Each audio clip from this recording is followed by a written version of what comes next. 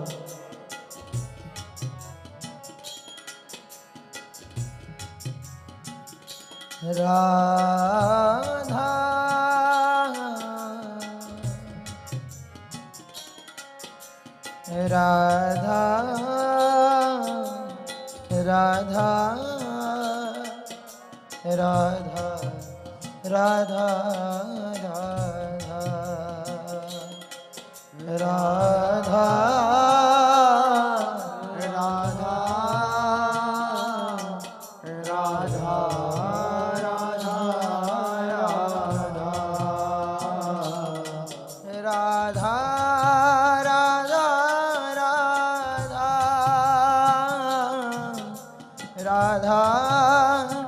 Radha Radha Radha Radha Radha Radha Radha Radha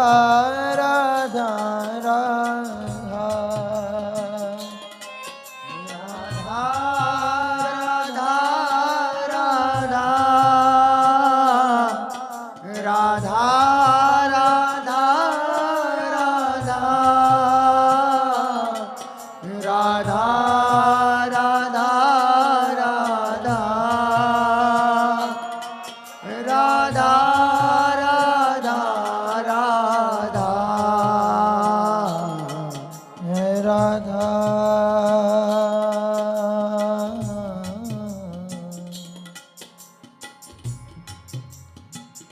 Radha